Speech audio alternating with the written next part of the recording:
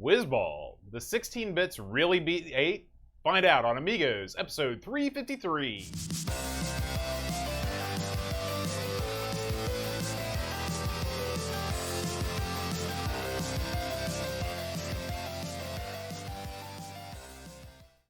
Hi everybody, welcome to Amigos. I'm John. And I'm Aaron. And today, Aaron, we're going to be talking about Wizball. Oh-ho! Aaron, would you call yourself a baller? I would. And a wizard. Mm-hmm. I'd call myself both. Yeah, so you're a wizard on the court, is what you're saying. Well, on certain courts.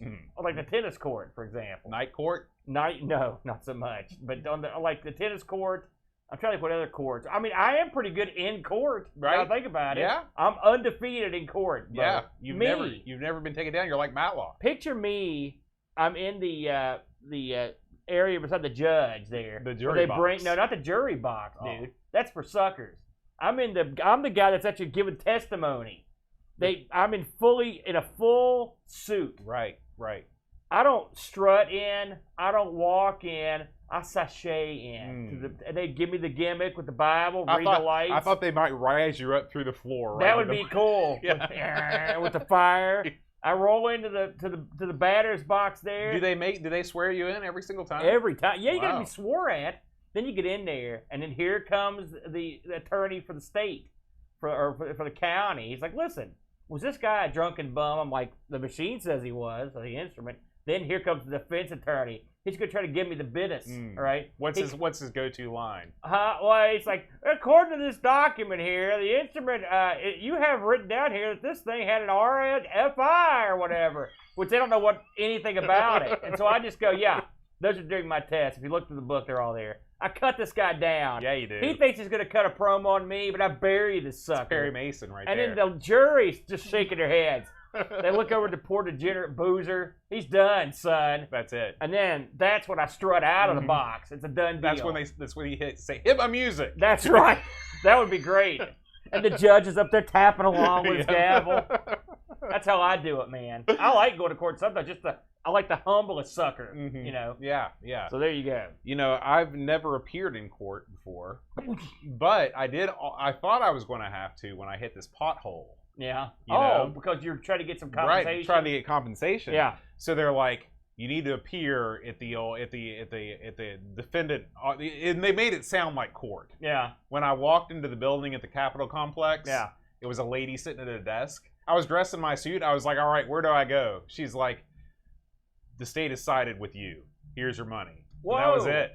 So nice, dude. Yeah, nice. I think they were just intimidated by my look. You do look sharp in a full suit. I've seen that many times. Were you wearing the sweater vest or the full jacket? I was wearing a cardigan. Oh man, bad choice, Boat. You gotta go full suit when you go to court, dude. That's true. You've never been on jury duty or anything? I've been on jury duty, but I've never been called.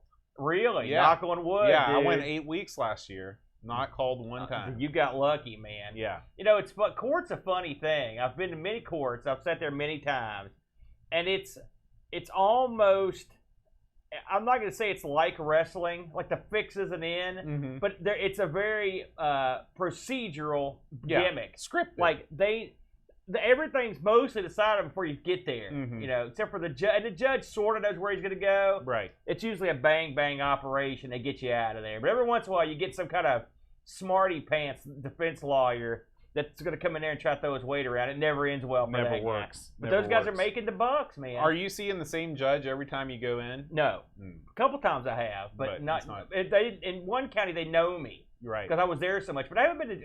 Listen, once you establish yourself, like, you don't get called in that much anymore. Like, I don't get called that much. Because people just trust your work. They know that, like, this guy's not going to crack under pressure. And sometimes they're going to test you. You know, can we push this guy? No, they can't. And so I get away with, okay, I got the truth on my side. And the funny thing is, when you go into court for me, like, I'm never for or against anyone. All I can do is just testify whether the stuff's working or not. Right. So, and of course it's working. Yeah. That's right. Aaron, I'll tell you one thing the jury's in on. Yeah. This week's got an awesome selection of Amiga news. What a transition.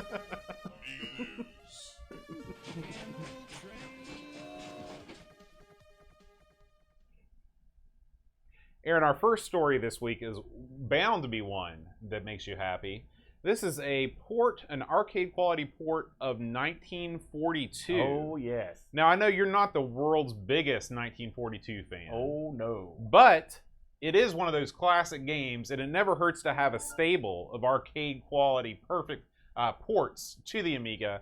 This is done by a little guy we like to call. Actually, I don't know. Is he a little guy, or did you just say that? His name is Tony Axness. Mary Axness. That's right. So he's doing this at Aaron. I gotta say, this thing looks great. It's at the proper aspect ratio. Looks like a Burt. I'm pretty sure that the Amiga had a port of 1942 that was, You know, 1942, one of the most ported games of all the time. Yeah. It's on like DOS booters. Mm-hmm. It's on everything, but they often drop the ball. Right, right. So anytime there's a quality port, hey, I'm on board, brother. I like it, man. So it looks like this project. Actually, I'm just looking at this. I think this might have even been updated since I put this on the Amiga News. But apparently, the project is now on hold. Oh, so, sorry to get your hopes up, everybody. It's never coming out. What happened? No. Sorry. Listen, my friend. We hope that you bring this thing back, brother, because this would be a good addition to the lineup. Like you said, you can't have too many. And when they put the proper aspect ratio in there and stuff, I like it. I'm down. I'm down with that boat. Now, Aaron, our next story is about another game. This game is called Farmiga. Farmiga. Man, what is this all about? This is a work-in-progress farming simulator. All right. Okay, this is by Tukanem. Did you ever play Farmville? For about 1 second, and that was the biggest mistake I ever made. Because I was, back when Facebook was going hard and fast in the Farmville. You remember that? I do. And I played it one time, and I thought to myself, man, this is abrasively idiotic. I'm not playing this no more. But a lot of my friends played it. And so, first off, you start getting those messages. It's like, Billy needs you to come to his farm. And I was like, okay, let me see if I can ban those. And then I got the messages about my farm, because I hadn't been there for like a year. And the one I remember the most was like, Aaron's being ravaged by like raccoons. I think I got a screenshot of that. I was like, that's pretty good, gone. That was the last time I saw that. Well, so, I don't think this is as brazenly horrible as Farmville is. This looks like maybe somewhere in your Harvest Moon type area. Where you're basically you've got a plot of land, you got to plant some seeds, you got to water your plants, and you got to pet the cow. Are you seeing this? If you're watching at home, in the upper left part of the screen, there's a small home, a small outhouse. It looks like a little. Well, there's a home, but next to it. Inside the outhouse, it looks like they've got a still or something in there. Yeah. Well, that's not accurate, okay? The last thing you want to do is first of all, there's no room in an outhouse for a still. That's true. But let's pretend you put one in there. That would be dangerous. It's going to explode. That would be the fumes coming off of it would kill you. And the fumes coming off of the outhouse would not mingle well with the fumes. I mean, in my mind, it makes sense. Because listen, when nature calls, sometimes you need a little alcoholic assistance to get it done. At least I do. The fella behind this, if he needs to listen, we are the go-to authorities on outhouses and stills. So if you need to ask us any questions, I'd be more than happy to contribute to this project. Otherwise, I like it. Planting seeds, milking the cow. Yeah. That's what I do every morning. So you can check this out. This is available and it looks like it's a work in progress Amiga game, and it doesn't look like that there is a playable demo yet. But I will tell you this. Did you read this? First of all, changes. You can plant potatoes. But here's my favorite one. After opening the doors of the WC, which no one here would ever call it that, you can find a moonshine distillery. Distillery. It's not just a still. You've got a whole operation in there. Our WC's got a distillery in it. I love it. I'm buying this game when it comes out. Yeah, we'll keep close tabs on Farmiga. That is solid gold right there, Boat. We got one more game to talk about this week, Aaron. Yeah. This is one that you're going to love. This is the Cthulhu Project. All right, yes. This is an upcoming dungeon crawler for the Amiga by Captain Dark N3M0. Let me tell you something. That's Dark Nemo written cool guy style, Boat. Oh, man. Yes. Bomb 6 the Bass strikes again. Dark Nemo, you've got a cool name, brother. Now, This is a work in progress, but you can see that it is the ever popular dungeon crawler. However, unlike so many other dungeon crawlers that we've looked at, old and new, this one seems to have a pretty fantastic mapping system. Looks like the UI is pretty good, and there's a lot of animation in these enemies. Yeah. There's beholders in this thing. There are weird. Yeah. Listen, in the world of Cthulhu, anything goes. Okay. I think you'll I mean, a beholder is a Cthulhu-like creature. That's right. That's right. So anyway, Ooh, this is very early on, but you know, this may be a dungeon crawler, Aaron, that I can finally sink my teeth into because much like you, I'm a big fan of H.P. Lovecraft too. Let me tell you what I like about this. Okay, if you're watching at home, you'll see it, and if not, you will tell you. Of course, this is from Dark Nemo. How did you spell it? DARKN3M0.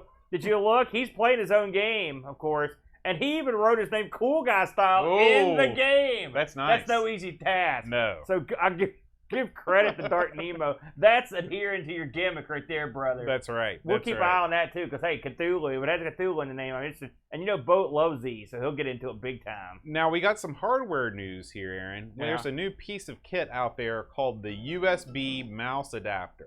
Okay, it's very descriptively named. It is what it says on the tin. yeah. And this is for our good buddy Doug. Yeah. Over at 10 Minute Amiga Retrocast. You know, it's funny, Boatster. I've had one of these for, gosh, years. Would I say years? But it's not this tight. Right. Now, this is available from TrueMouse.com. I watched this thing this morning, Aaron. Yeah. And Doug puts this thing through its paces. You know, Doug, he's more about using his Amiga for, like, other stuff other than games. So this thing was made just for him.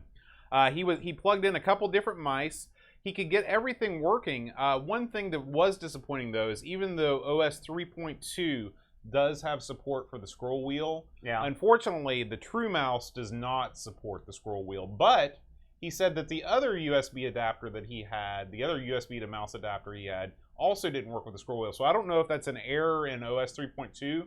Maybe it doesn't work right in the software, or this could be something that these type of mice just can't handle. But there weren't any period correct scroll wheel mice. Yeah. So, you know, what are we doing here? I want answers. Well, you know, it's funny. I think the one I bought was for a fellow named, I believe his name was Butch, if I'm not mistaken. Real nice guy. And I bought a couple of these things, and I used them on the Amiga for the longest time. And occasionally they work on the real Amiga too. And the one thing that they had, and that was interesting, was they had a USB port built into the front that you could run power to for whatever reason. And well, I know why, but it's because some computers you can hook this thing to, because it would hook, unlike, I don't know, maybe this one too, you can hook the one I've got up to, the C64, or even the adapters on the Coco, you know. But some computers and consoles don't send power to that port, and you need power for certain things you do. Right. Okay. Right. Now I don't know about this one.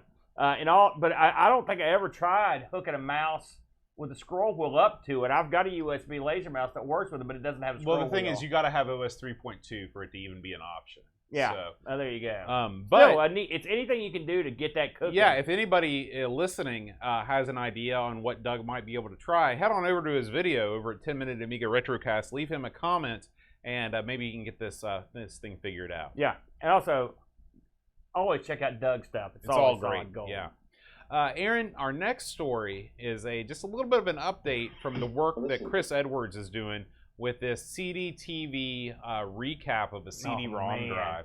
Listen, does anything sound less appetizing to actually do yourself than a CD-ROM recap? Especially if you've seen these things taken apart. It's not like you just pop the top off and there's a board in there. This is like board, sandwich. And this is, the second I got this in the mail, I'd be calling up Frank and be like, listen, I'm sending this up to Canada to take care of business. And I'm not just saying that because he's an advertiser, because I don't want to do it. But the good thing is we've got fine folks like Chris Edwards in the Amiga community that love taking this stuff apart and documenting the process. Yeah. Because all the time that I'm watching him, I'm like, man, I'm glad that I'm not doing that. But boy, is it cool watching somebody that knows what they're doing, strip it down, put the caps in, and see how it goes. You ever, let me ask you a question here, a technical question. Sure, man. Because now that you're a technician, I am. Since you saw my soldering arcade iron. machine, what you ever had that feeling when you take something apart, you've got it laid out in front of you? This is a trick question, by the way, and then you look at it and you don't know how in God's name that goes back together. Well, what I do then is I take yonder plastic bag, Yeah. just sweep everything in there. And then everything goes right to closet, That's right. never to be seen again. That's right. I understand.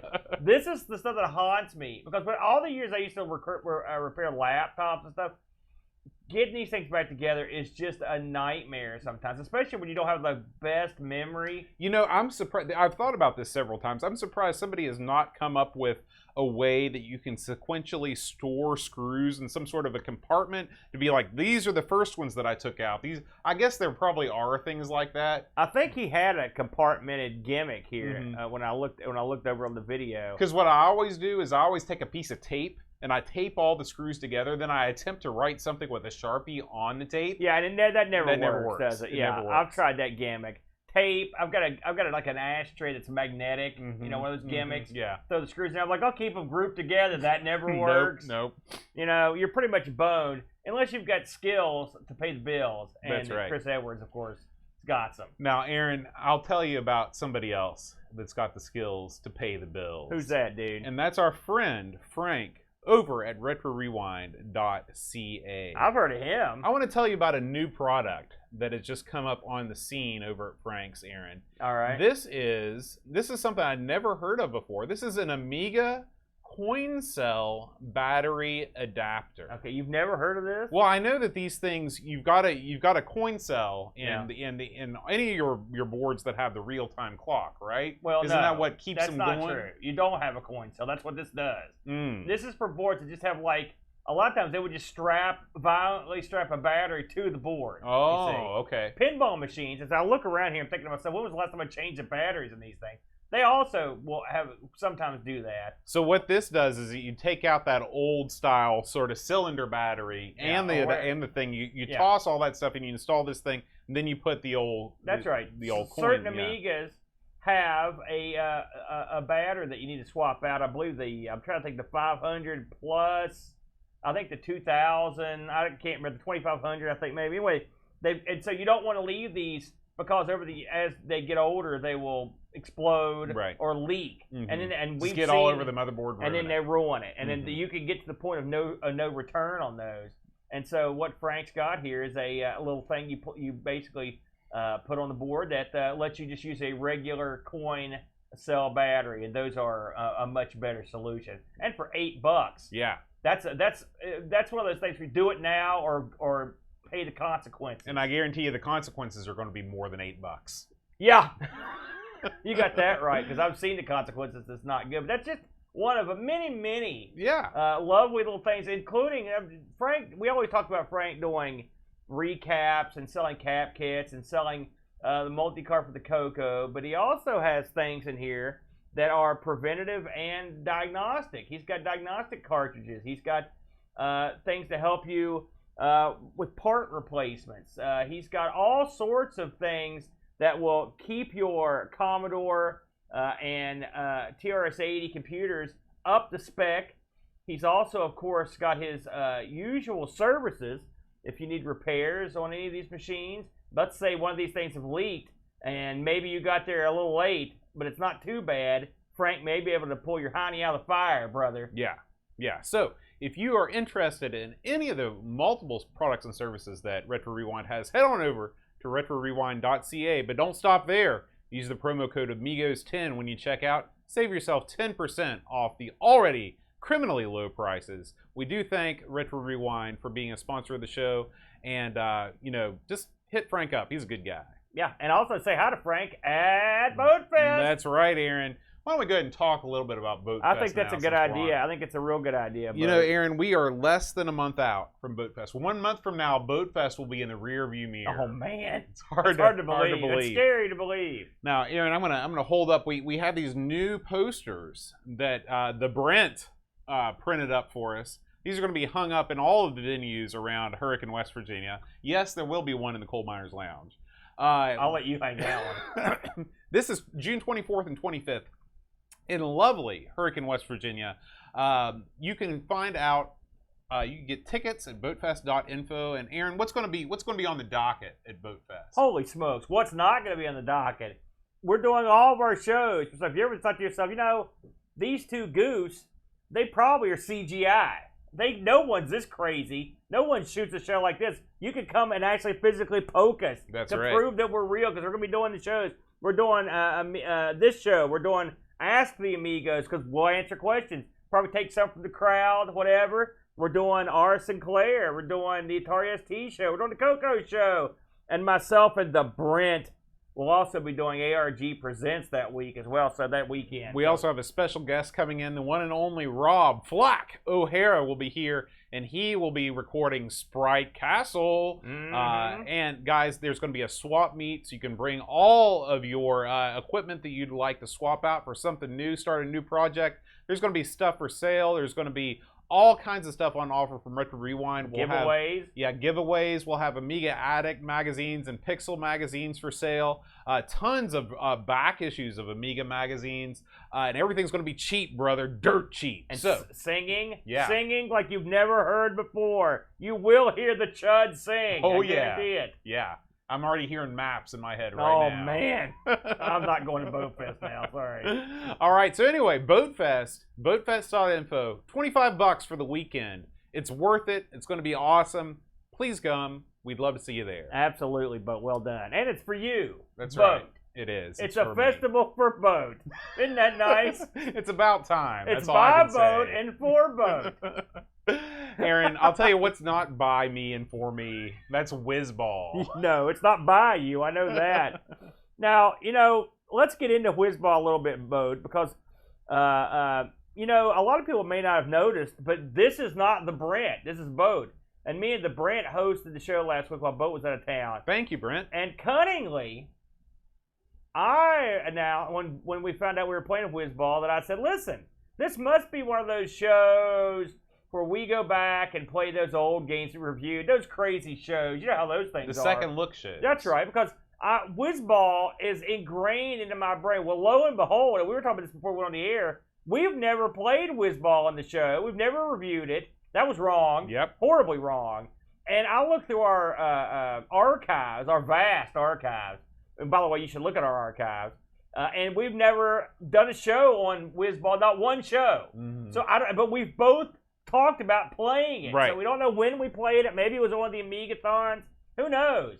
So we both, I don't have to ask you this week. I know we both played this game. Yes. But I don't know when or where. So Wizball released on the Amiga in '88, one disc, and this was originally developed by Sensible Software, and then it was converted over to the Amiga, published by Ocean. The fellow that converted this was a fellow named Peter Johnson. He's got several credits on here. You won't forget his name, I'll tell you that. That's right. You got that right. So Pete was responsible for Arkanoid, Revenge of Doe. Can't blow that one. Good game. I didn't know about this, but we've got to play it sometime. The Amiga version of Daily Thomson. Did you know that existed? No. Morph, which we have played on here. RoboCop, which we have played on here. And Winter Super Sports 92. So he's done a few things, and we've played a few of them. He was responsible for everything except for a little bit of the music, which was done by Ian McLaughlin, who was responsible for Corporate Raiders and Sky Fox 2. Just for fun, before we get too much into the game, I actually looked up a little bit on Johnson, because he actually went on to do some stuff. He did a lot of games, but he went on to actually work in the non-Amiga field quite a bit. He was part of a studio called Rage. And then he also was a studio head of Venom Games. He's got some cool studio names under his belt. belt. Unfortunately, the name didn't get it over fully, and these things unfortunately went under. But he actually worked on the 2K series. He worked on the Xbox conversion of Prey. He also, for some reason, did a lot of boxing stuff later on, including a game which I detest the name of, Don King Presents Prize Fighter. you know anything about boxing, Don King is the scummiest He's of sort of, bags. persona non grata. Great hair, though. Yeah, you can't say anything about that. So he also likes to carry around a big garbage bag full of $100 bills. Well, yeah. It's because he's crooked as the day is long. That's true. The game Wizball was heavily converted, both. Amongst the places it appeared, the Amstrad CPC, the Atari ST, and by the way, Johnson, I believe, also worked on that. Of course, the venerable C64 version, DOS, and a PC boot. There was a PC booter version of this. That surprised me. That's shocking to me. And the Thomson TO, the MO5, and the ZX Spectrum. They all had versions of this. And this was originally released for the C64, right? I don't know. I don't have it written down which of the original platform was. It wasn't the Amiga, obviously. I think it was the C64. Yeah. I think this is one that John Hare worked on. And I mean, the guys at Cincy worked on it. I didn't narrow it down to one particular guy. But this was, I can tell you one thing. It wasn't Peter Johnson. He just did the conversion.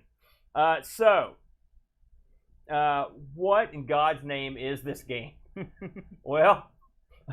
Do you want to try to tackle what this is? Sure, I'll tell you exactly what this is. I looked at the docs. Did you read the backstory for this, by the way? Yeah. Okay, go on then. What you have here is a fever dream. That's what that is. What were they smoking at Sensible Software? This is a game in which you play as a wizard who takes the form of a ball. That's what I would do. He's the Wizball. Okay? He's also got a cat, which isn't a cat. It's a little round, like, training droid from Star Wars, except it's green. Okay, what your job is to shoot the various geometric shapes in every level, and the things do different. When you shoot an enemy, it does different things. Okay, so the way this game works is when you shoot when you shoot stationary objects, they give you orbs. Okay. And the orbs activate sort of an R-type like power-up system. Okay. I never thought of it that way, but yes. And so what you do is you collect enough of these orbs to advance the power-up system to the point where your cat, who again, if you're watching at home or if you're listening at home and you're not looking at this, don't picture a cat in your mind. Picture one of those training droids from that Luke fights with the lightsaber in Star Wars. It's called a catalyte. Like satellite, but a cat. It's interesting. So, what you do is you get to the point where your catalyte, can pick up blobs of ink that are dropped by enemies that move. Okay, your stationary enemies give you your orbs. Your moving enemies tend to drop droplets of ink. It's probably not called ink in the game. I can't remember exactly. Well, there are certain enemies that drop certain colors of paint. And they're paint. Okay, so there's different colors of paint that you're trying to fill up these jars with. Yeah. Okay, and when you fill up a jar, the wizard returns to his home, and he unstraps himself from his ball contraption.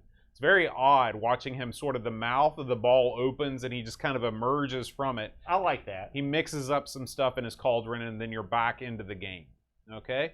This is a score attack game. You're just trying to get the highest score you can, and you're moving through different levels of higher and higher degrees of difficulty. Yeah. That's Wizball in a nutshell. Yeah, and really it's funny. I'd played this game on and off for quite a while because it comes up. But this is the first week I sat down and I read the docs and tried to figure out what the God's name was happening here.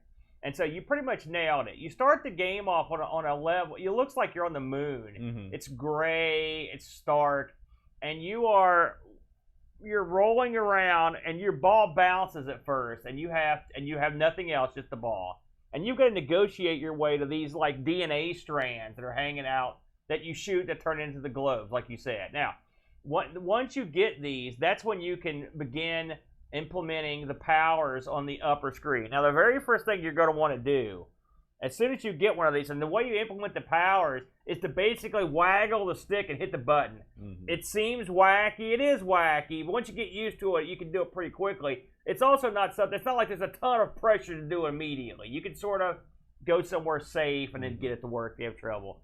And what that does is it makes your ball 1,000 times more maneuverable, because at first the ball, which is something I never really understood at first, the ball was difficult to control because it bounced everywhere. Right. And it was hard to clear certain things. And that's one of the first parts of the game that's difficult is just getting to the point where you can advance to where you can get the stuff you need to advance, which it is the first thing on the upgrade path. Right. And then you can actually, there's a double upgrade on there that if you waggle it again, you literally stop bouncing and you sort of just float around, and then you're in business there. Amongst the thing on the bar are, of course, you've got to summon your catalyte. That's one of the things you have to do. There are also different methods of shooting. There's sort of like a mass shot. There's an upper and lower shield you get. And there's something that blows up all the enemies on the screen. So you can actually get these power-ups. Now, just before we get too deep into it, I want to say that one of my first problems with this game is when you get to the point where your Wizball is powered up nicely, all right, then that's when the book recommends that you go through the pipe. There are various pipes in the ground that you can go through, tunnels, and they take you to the levels where the enemies are more deadly, and that's also where you'll be able to collect the various paint you need. Now, they're right to recommend not going there until you're pumped up, because if you go, you could go there any time, but if you just go there as a rolling idiot, you're going to get murdered quickly, because all you can do is those really lame shots, and it's hard to control your ball. So once you get to this scene, and you're in there tussling with these tougher enemies, if you die, you lose everything. You got to start all the way over it. This, for someone who's just starting, was a brutal blow. Because you have to go all the way back and go and try to recollect everything. It's very irritating. It's funny to watch the walkthrough on this, and the guy rolls through this thing smooth as anything, just like he's passing time. But I can tell you, I found it much more difficult, especially when you lost those powers. Would you echo that? So it's important to understand just how little control you have in your native form. Yeah. Okay? If you can imagine, if you just take a tennis ball and you just fling it and the ball starts bouncing and rolling, okay? That's sort of like you trying to control yourself at the beginning. Yeah. You can change direction, but you have to slow yourself down, slowly reverse course, and go back. Now, that by itself isn't enough to make it truly frustrating. The environments themselves, this moonscape environment, is also filled with tons of things that just get in your way. Yeah. They just get in your way. There's stalactites that hang from nothing, okay? Yeah, there's hula hoops that are hovering in the air. These things serve no other purpose but just to annoy you and just to make your progress difficult. My main problem with this game, I have a few problems with this game, but my main problem with this game is how difficult it is for you to upgrade your Wizball. Not necessarily difficult, but just how frustrating it is. Like, I don't mind if it's hard, as long as it feels like I'm being challenged in a fair way. But a lot of times you have to set your bounces up just right, just to be able to traverse over to where these DNA strands are, just to get it, and you end up just bouncing around. And I mean, you're not dying, but you're not having fun either. I'm going to tell you something. That's exactly the way I felt. The first part of this game almost feels like a punishment. Yeah. And the thing is, you can get past it. And the thing is, you're going to lose a couple guys here just because you screwed up, you know. But it's just there to basically waste guys and waste your time. Like, I would not be as irritated if they started with the second level of control, because you're still bouncing around, but it's a lot easier. Or how about this? Before, make the first level where you're powering up your thing, don't put random junk in the air. Put some enemies in there. I don't mind if you put some enemies in there for me to avoid, but don't put stationary objects that you have to hit just the right angle to get around. I can only assume that they did that to provide some sort of enemy in your path or obstacle on the level there, because really nothing shoots. Now, after a while, stuff will show up on that level, but I mean, for the most part, when you're there, all you're doing is shooting those DNA strands and collecting the orbs. But I mean, yeah, it's irritating. And what's really annoying is if you hit the DNA strands, you die. Okay, that's the death. And so you're so desperately trying to get over these obstacles that that's usually ultimately what happens. I will say, I think part of this may have been to show off the control skills, because as much as we've complained about the controls, the way you control Wizball in this bouncy state's kind of neat because as he bounces, the more you hold it in a direction, he'll slowly start spinning faster and faster in that direction. It's visually neat to see, but it's not fun to control. Right. In the physics, I mean, the whole sort of physics, quote unquote, engine or whatever, it's a neat thing. Yeah. I wish that they could have shown it off in a less frustrating manner. Yeah. Now, once you...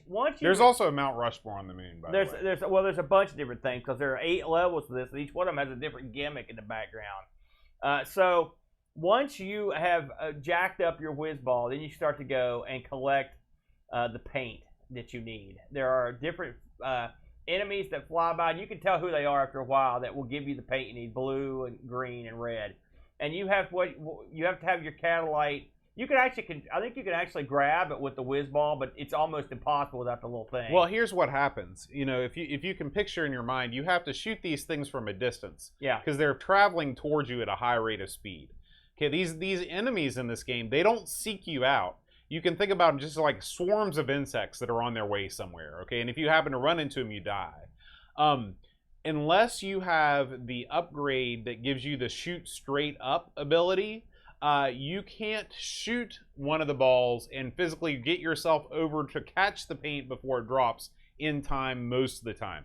That's where the catalyte comes into play. You give him the upgrade to where he can go in there and swoop up the paint as you're shooting the bad guys. Yeah, but I mean, without him, it's nigh impossible. Yeah. You have to be able to shoot up and kind of get down under him. Right. But I mean, it's a neat effect, and I will say, and I didn't get to do this, but there are multiple ways to play this game. There's 2-player hot seat, and there's also 2-player team mode where one person actually controls the catalyte. Yeah, I bet that would be fun. Yeah, that would make it a lot more interesting, and it'd probably make the game a whole lot simpler. If I'm honest.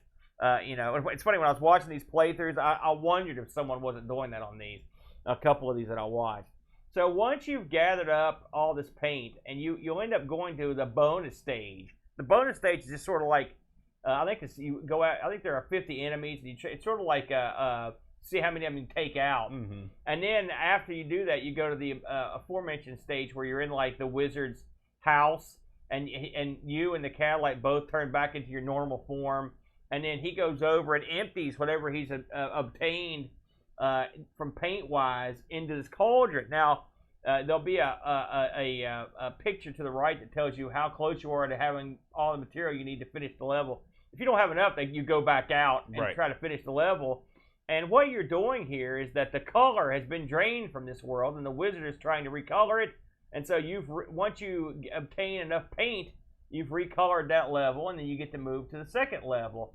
And Boat mentioned that there's a Mount Rushmore on this level, and there is just for some reason in the background, and some levels have different. I mean, they all have different stuff. One's got like the moon, for example, or the pyramids, and there's other little gimmicks. They don't really affect anything too much. No, it's just window dressing. You can see that as you add color to the stage, the color does change. Mm-hmm. There's also a quite nice a parallax effect as you roll through the level. I mean, it's not perfect, but it's only on the ground. But it's pretty impressive. Yeah. In a game that I would call, let's say, middle of the road graphically. I would call it graphically sparse. Well, I mean, you've got the double Dreamcatcher here, where you've got crap at the top of the screen, crap at the bottom. The ocean logo is down there, and it says who designed it. It's got the guy that converted it. It's got it's got the name of the game. So, like, the entire upper part of the game is just wasted, and the lower part's almost completely wasted. They could have done this stuff, and so they basically just cut the screen down. Did you have fun playing this? No, and I'll tell you why. I could not get all of the power-ups to activate all the time. I played this thing with the D-pad. Okay, and I know that if you go left, right, with the stick, it's supposed to switch to the next. It's supposed to give you the power up. Yeah. Okay. I could get that to work sometimes, but I couldn't get it reliably to work all the time. And if you can't do that, you're screwed. You're screwed. Yeah. There's no way around it. That combined with the fact that whenever you die, you go back to the beginning and you have to rebuild the Wizball every single time. That's no good. That is You horrible. really had trouble getting those powers? I did. I didn't have a lick of trouble. Well, I'll tell you, at first I thought it was me. And then I was like, you know what? I'm going to go try the C64 version. I'm going to see if I can get it. I got it every single time. I was playing this thing like a champion. Okay. So I don't know if there was, maybe I was using the Mister. I don't know if it was the pad. I was using a PS4 stick to play. Maybe you need that joystick, banging around. You know what I did to do it? What's that? I didn't go left and right. I went like a maniac, and it would just activate. You should have like the old hybrid smart bomb is what you did. You got that right. Yeah, but that's the way I do it. Because who's got time for left and right? I just go bananas on it, and do it. So if this game, if they would have implemented here's two things. Instead of doing what you do to activate your power up and move the thing along, just down in the button. Down in the button. That's all you have to do. Well, we've seen better interfacing, or just the space bar would be okay. Yeah. It's got because you don't have to do anything but hit the button, once. Right. And maybe we can get one of the guys that do the CD32 games just to add a second button. Wouldn't be too bad either. So that's the first. Those are the two things. Because here's the thing, this is an incredibly inventive, unique game concept. The whole story, the docs I found to be woefully incomplete. I didn't find them to be very useful. I found out more about what you're supposed to do just by watching somebody else play than reading the docs. But the story is kind of cool. Yeah, I like the idea of a black and white world you're adding color to. Yeah. The whole idea of the ball, this is much more inventive than your average shoot 'em up. That's for sure. It definitely. I don't know how many people were involved in Whiz Kid from Wizball. How many of the team carried over? But you can definitely see that the seeds of wacky were laid. Were planted with Wizball, and then they sprouted in Whiz Kid. I did read that they made the game and came up with the ball and the actual gameplay, and then they basically put the wizard stuff in after. Okay, so that was an afterthought. Sure.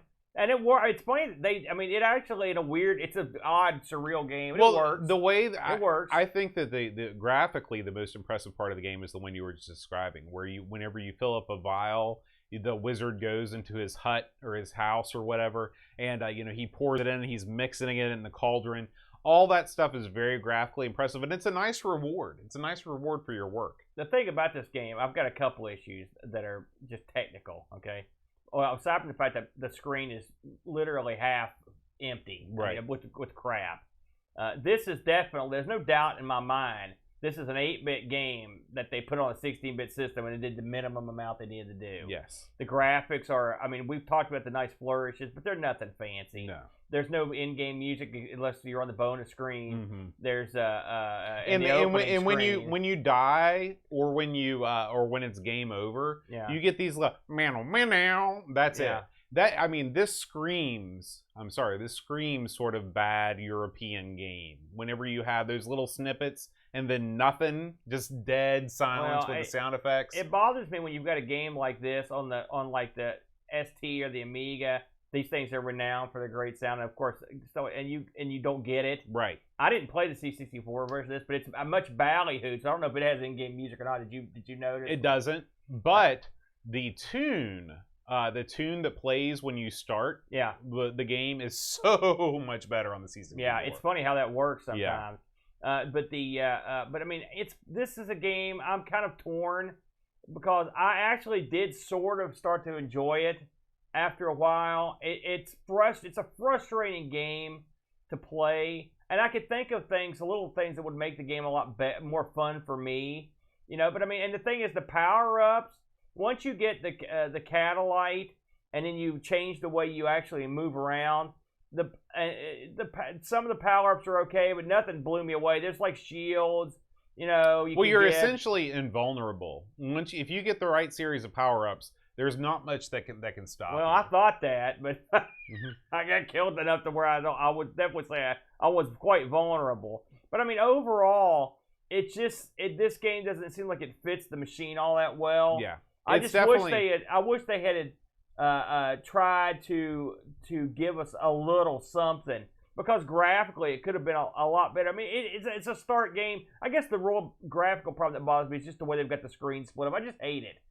I would rather have more air, and this game screams for more area for your Wizball because Right. there are areas where the screen tops off and you can't jump over. And when you're in that first ball mode, you could use that extra space to bounce a little higher. Oh yeah. You know, the balancing is frustrating to me. I mean, the whole like we're putting the thing you just talked about. We're putting the studio logo in there, the name of the game. All these things are like ZX Spectrum tropes that we should have outgrown by the time we got to the Amiga. Yeah, you know. So I mean, it's okay. I watched. How far were you able to get in this? Could you get? Oh, I couldn't get anywhere. I couldn't get anywhere because I couldn't get the power up stack. I got past level 1, believe it or not, on my best efforts. I saved that game, by the way, so I could play the other levels.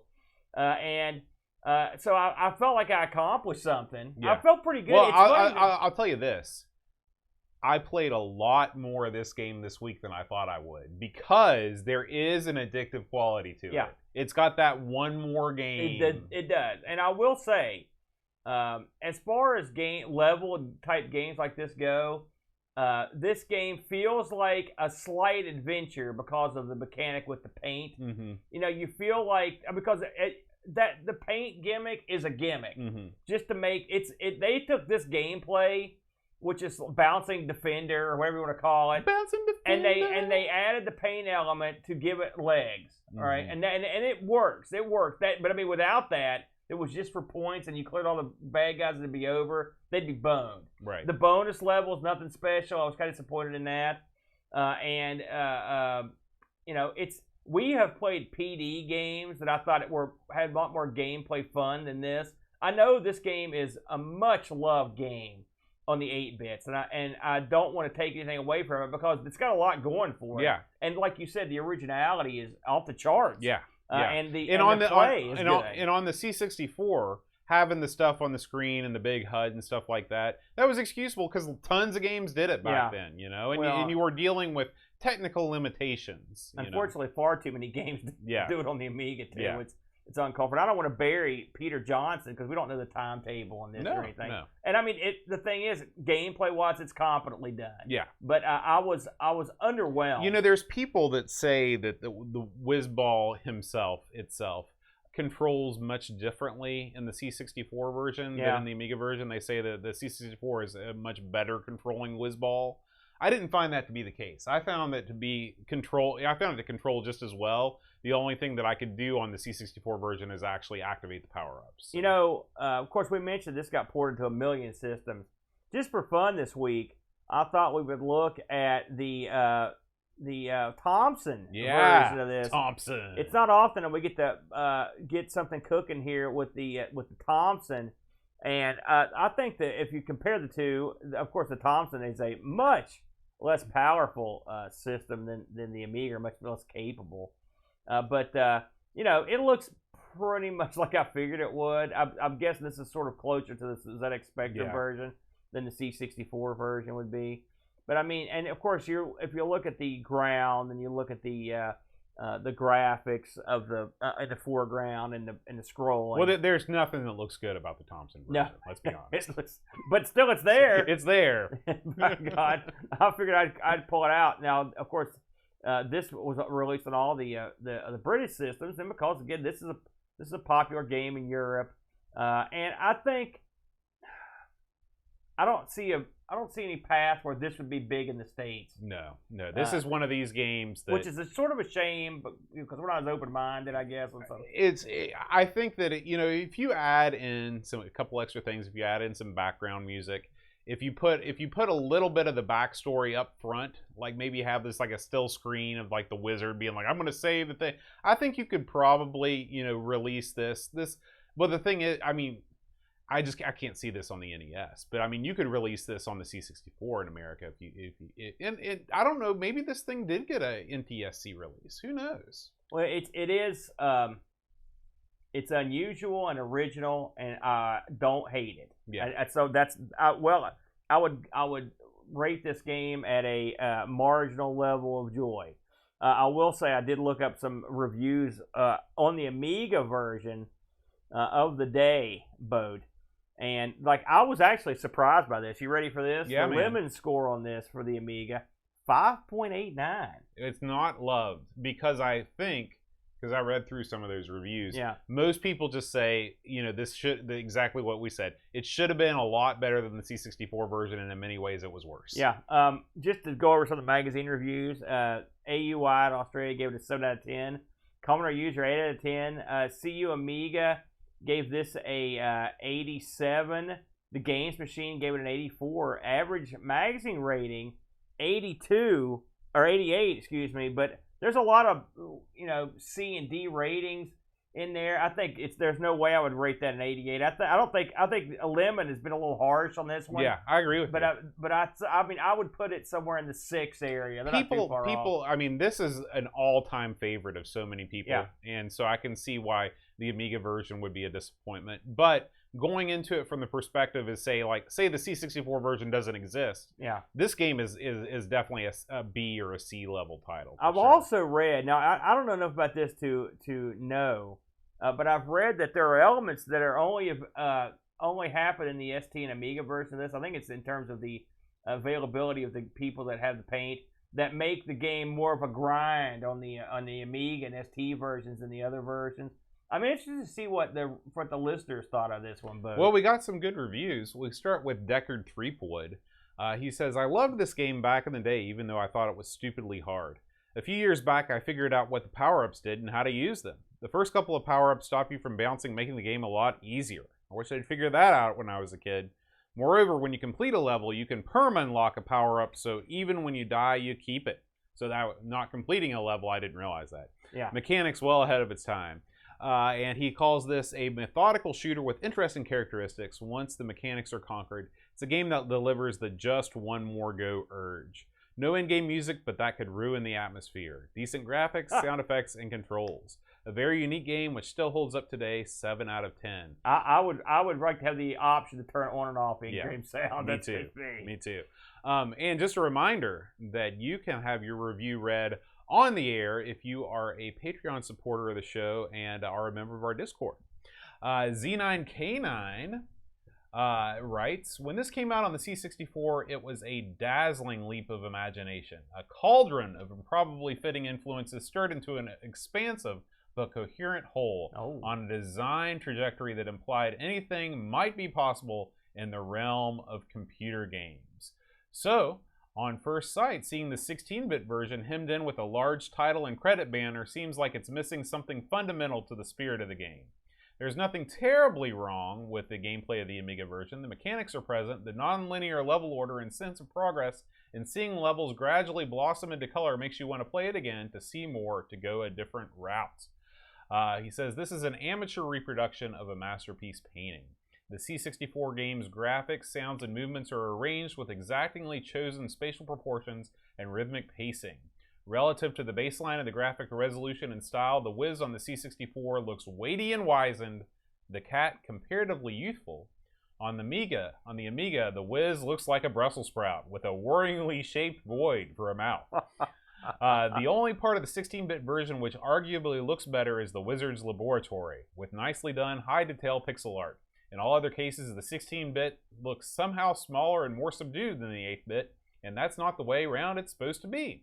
I played this both on the C64 and the ST, so I admit the game is fun regardless, but now I'm repeating myself. The C64 version is a masterpiece. 7 out of 10. David Hearn Ryder writes, as a fan of the C64 masterpiece, back in the day I was so excited to get my mitts on this. Imagine what they could do with all that extra power. Then I played it.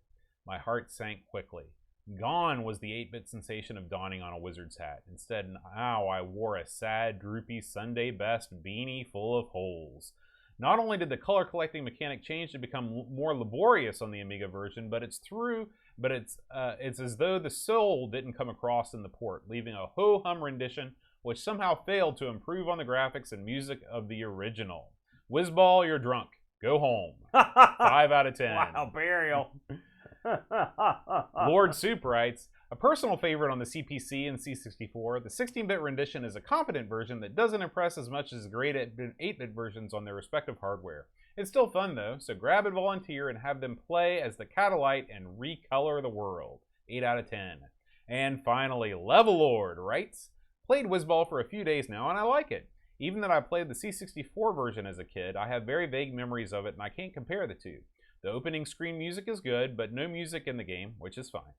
Graphics are decent while color palette is screaming for more, and I just wish levels are more color vibrant. Controls seem wonky and not responsive. It feels that Wiz, once it accelerates, it takes some time to stop, which I dislike in the games. What's awesome about the game is the concept behind the shooter, and few games are presented in such an innovative way. 7 out of 10. Yeah, so, I mean, mild. No one said, hey, it's better than the C64 version, that's for sure. So, That's right. I think we're sort of in line. Yeah. You know, but this game, it's unique. I've said that a few times. That's pretty much, it could be fun. It's okay. Maybe I'll try the 64 version and see if I like that better.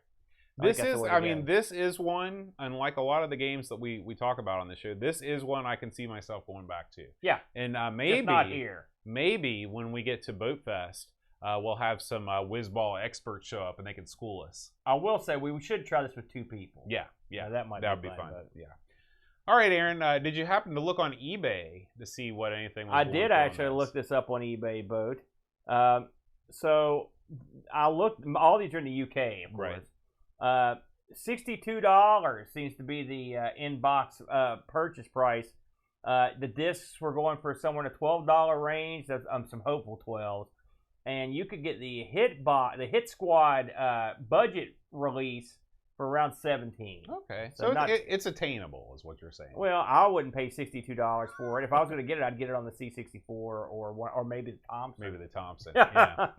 All right, Aaron, we're going to leave Wizball. Why don't we scoot on over to see what's been going on the Amigos Retro Gaming family of channels. Good idea, the family of channels. That's right. I love that.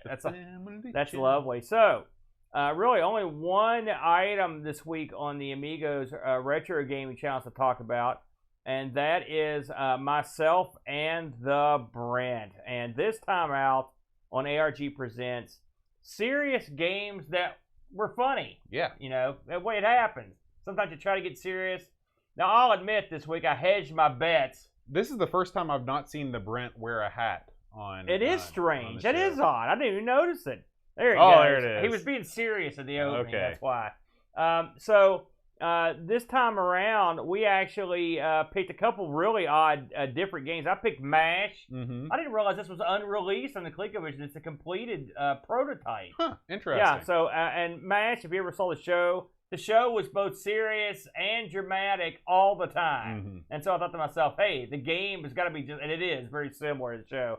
And Brent picked a game I'd never played in all these years, which was Hitman. Mm-hmm. There's only a Windows version of this, so that was a lot of fun to figure out. Thank you, demo. But we played some Hitman, and Hitman, I'd say, of the two, was far more hilarious. If you've ever played Hitman, the guy's voice does not match the guy. The voice acting in this was overall ludicrous, and it was one of those games where people were programmed in to do certain paths, and you could just walk behind them with like your weapon, like ready to choke them, and they would just like walk away. You know, I love that stuff. So if you're into games that are serious but are silly, this was the show for you. We had a good time doing that. Now, a lot of action over on the Amigos stream team area. If you haven't added this already, please, we beseech you. That's Amigos Stream Team, 3 words. It's our sister channel for all of our live streams. I want to start off, because I put this up. We had a visit from L. Curtis Boyle. Me and Brent may have touched this, but I want to talk about it while you were here. We had a visit from Ken from Canadian Retro Things and L. Curtis Boyle. They came to town after last week's Amiga, or listen to me, after last week's Coco Fest. What did you enjoy having some company come in from far, far away? Listen, man, when L. Curtis and Canadian Retro Things come knocking, yeah, you gotta pick up the phone. Yeah, you do. Exactly. That's what I think. It was so cool to see Curtis in his native environment in front of a Coco. He's typing stuff in. He's running demos. He's playing Rogue. Yeah. Yeah, it was fantastic. You know, and Ken was super nice. They had been awake for literally like 48 hours. Right. And then when Boat just randomly said, hey, Curtis, fully demonstrate this piece of hardware, Curtis, like I mentioned, he has like a ROM in his head that just kicks in, and he just went on full autopilot to go through this elaborate demo, and then Boat wouldn't let him off the hook. No. Well, how does this work, Curtis? What about the Gimme X? And I'd look over at Boat, and he'd be like, had no idea what he was talking about. But it was still a lot of fun. And we had a good time. And I buried Brent on the last week's show for botching this. But I want to talk about it with you. We loved it. We can't wait for Curtis to be here for Boatfest. Yeah. That's going to be a lot of fun. And it was real nice to meet Ken. And they also brought us goodies. And we really appreciate that. We appreciate the goodies. So let's talk about, well, I guess we'll talk about it, Boat. I'm sure because we hyped it so much. We had the International Computer Club meet up on Saturday afternoon, 4:30, and it was a happening. We had a real good crowd in there, big crowd, a lot of great participation, and this may be my all-time favorite set of presentations. Just some great stuff this time around. I mean, I think everyone knocked it out of the park for their presentations, but we did have a problem, and the problem was a national internet issue. Right. And Discord was just killing me. No one could keep their connection. No one could hardly get anything in. We had to literally put our heads down and just barrel through the best we could. I think we ended up doing pretty well, all things considered. Yeah, we got through it. And so this is up for your perusal on the Amigos stream team. If you want to go through it, I mean, it's watchable. It's not horribly bad. It's just occasionally there's a pause. The good thing is, since I was hosting it, I always sound great and look great. So if you're worried about that, don't worry. But it had a lot of fun. I want to thank everyone that popped in. I don't know if one of the presenters, Happy Cody, which we've talked about Happy every time, he literally made a game level of a mystery game on the show. It featured my little sprite. That was awesome to watch. That was cool. We had all kinds of interesting stuff. We had people there from all over the world, you know, from Dagestan to Australia to the UK. It was great. A lot of fun. Of course, the hidden man cave. Edvin was there from his. We had a lot. Jacob was there. Yeah, Jacob was there, and David Z. The whole 9 yards. We appreciate everybody coming in. I've tentatively scheduled the next one of these for September when the dust settles on the summer, and we're going to do it again. And I will do my best to try to ensure that this doesn't happen again, but this was sort of out of my hands. It was out of your hands. But it's still, I felt bad about it. But there it is. Check it out if you're so inclined. Lastly, I don't know if you caught this stream from our good buddy Jack Flack over at Sprite Castle. This was a evening where he played a bunch of Scooby-Doo games. Now, I've not seen this, but I'm going to go out on a limb and say these games are probably not very good. Well, that's a short limb. The Scooby-Doo game he played on C64. Talk about HUD disease. Listen, look at that. This was even the chick from Top Banana would have been appalled at this pile of garbage. I mean, Flack could do nothing. So if you want to see Scooby die over and over again, and who doesn't, then this is the game for you.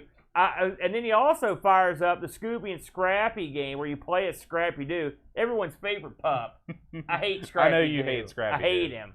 But this game looked far better. I was going to say, this looks actually playable. Yeah, so. it was much better. He plays this, and the people in chat mentioned how patient that Flack was. He played this for a good time. And then he went on to get some of those morning Schoolhouse Rocks. And it's funny, I'm sitting there watching these, because we grew up, when I was a kid, they played, I don't know about you, they still have these? And I remembered every single one of them and all the lyrics. Conjunction Junction. I'm going to go on the assumption that the government put something in these to make them etch into your brain. Because I remembered all of these. I remembered all the lyrics to them. Those things, have they ever had a campaign for education that was as effective as those? Never. I don't think they have either. I still think 3 is a magic number. Well, that's none of my business, really. Anyway, that's all we got, Boat, for video this week. All right, Aaron. Well, it's time to announce the winner of last week's Patreon Song Challenge. Yes. So it was actually 2 weeks ago now. It was a Jackson 5 medley. Oh, man. You know, I'm going through a big thing right now with the Jackson 5. So. Now, unfortunately, nobody got all 3 songs. I recognized a couple because I didn't know it was a medley. And afterwards, you'll recall, I said, hey, was that some sort of medley? And you said yes. Yeah. I was like, okay. So we started out with I'll Be There. And then the middle song, which nobody got, was Dancing Machine. It's hard to really put different... Yeah. Dancing machine. What you get down? If you're not saying those words, it just sounds like you're having a seizure. Yeah. So that's probably why... Tales from the crypt. Doesn't work Exactly. And then we closed it up with ABC. So anyway, Rob Flack O'Hara right out of the gate. Pixels at Dawn got it. Andy Craig, Petzel, Mitsuyama, Pac Billy, and Daniel Miller. Congratulations to all you guys for getting it. Maybe next time you do a medley, you should at least say, okay, this is a medley. No. Do you know there are medleys when you start? No. Okay. Do I know what the song is when I start sometimes? That's what I figured. I had a feeling when you started these, and you were like, man, this isn't going to do it. I'm going to have to go with some other crap. All right. Speaking of other crap, it's time for this week's Patreon Song Challenge. You said it, I didn't. So if you know the answer to this week's Patreon song, send me an email at john@amigospodcast.com, and I will announce you as a winner on next week's show. If you are watching live, we just had some folks from the Norwich Amiga group join us. Oh, man. I think that's dandy. That's awesome, man. So if you are live in the chat, don't put it in the chat. Keep it fun for everyone. Send me an email. All right, here we go. R-Typer, Bumpface Pooh, Hens, Chris Edwards, Petzel, Alarm, Albert Kim. We like what we like, Mr. Chip, Peter Price, Herman B, Wanda Leach, Ezra, Mark Richardson, David Hearn, Ramo K, Romo K, David Terrace, Drew Carlos, Matthew Mobius, the Phantom Magnus, Seth Yates, Alistair Fiend, David Z, George Rosansky, The Amiga Show, Daniel Crabtree, Super Family King, Crazy Loomis, William Vinter, Scar, Heavy Systems Inc., Buddy Fraglord, Mark Byland, Olaf Hope, Alien Breeder, David Velociraptor, Cowbird Boy Lane did so, Daniel Williams, Luke Hudson, Bomb the Bass, Frodo and L, Soul and Size, Tech Mage, Jurgen, Mr. Kohler, Bernard Lucas, Jerry Dennington, Zogla, Reflection, Simon Let's, Captain Crispy Killer, Bison Caffeine, Gary Heather, Free Lunch, Kate Fox, David Pickford, Cameron Armstrong, Andy Jones, Love Terminated, 10-minute Amiga Retrocast, Bernard Quinn, RMC, Tim Drew, Joseph Harrison, Kyle Letter, Rob O'Hara, Matthew Larimore, Andy Craig, Sean Zoe, Barford Rolenberg, Andrew Monk, Joe the Zombie Leaf, Callan Adler, Kebab Chukete, Level Lord, John Marshall, Matthew Perone, Ricky DeRoche, a creepy dead boy, Figgy CTZ, the slow, Nora Stefan, Sorgard, Mortensen, Edwin Helen, Christopher Saw, Christopher Howells, Gloria Giroux, Graham Bebke, Adam Battersby, O'Brien's Retro and Vintage, Gary Hucker, Paul Harrington, Dumpstrum, The Crypt, Duncan Styles, Josh Nan, Adam Bradley, Johnny Strulo, THT, Eric Nelson, Daniel Bingston, Darren Coles, Jason Warnes, Pixels at Dawn, and Kjolbjorn Barman. Man, what was all that grunting and stuff there? You think you're James Brown? It's soul, man. You're more like James White. Oh, mate. Yeah, I am closer to James White than James Brown. I'll give you that. All right. So, Aaron, it's time to thank not only our patrons, but those who choose to subscribe to us on Twitch because they like watching us live. You really thanked them right there. We do. Oh my God. We do record the show live every Friday, except when we don't, like today when we're recording on Thursday. Starting next Friday, we should be back on it, right? Yeah, theoretically. So, Friday at 5 o'clock, we will be back at our normally scheduled time, but we appreciate all of you all who are watching us live in our Thursday time slot, and especially all those of you who have subscribed on Twitch, including Buck Owens, Pishbot, Wing Chun Wolf, Crusader Bastard, Explorer, Real Retro Dude, Who Janus 88, Level Lord, Duncan Styles, Darkwing 602, Amy Steph, Proto NL, Pixel Rageous, Paco Take, Holy Guacamole, Texas Foosballer, Oil of Hope, Warped Metalhead, Eeyore 407, 7, Jigglebox, Mitsuyama, Gustavo Hits, Amiga Live, Milo Loves Chocolate, Orong, Gary Heather, Monzames, Petzel, KZ9 Zap, Steve Burt's Grizzla. Back to 8-bit with Hermsky. Rob O'Hara. 48K RAM. Krabs MTG. Disastrous. Uber Scuba Diver. Cool. Still Adolescing. RetroRewind.ca. Twilight Zoner. Blow Jellyfish. And Negsol. Thank you guys so much. Thank you. Aaron, what are we playing next week? Well, I'm free to look. Let's have a look, shall we? Bam. Survey says. Oh, man. Oh. Yolanda. Oh, man. You know, I went to school with a girl named Yolanda. Really? Yeah. Was she in that Space Creatures movie? No. It was not high school. It was electronic school. Oh man, what kind of Yolandas go to electric school? The kind that can shock you. That's how they're good. But this game could be shocking. It could be. It could be. So Aaron, we're gonna play Yolanda next week, guys. Thank you so much for listening. We will see you next time. Play it if you are on Discord. Leave us a review. We'd love to hear from you. We'll see you next week. Until then, adios.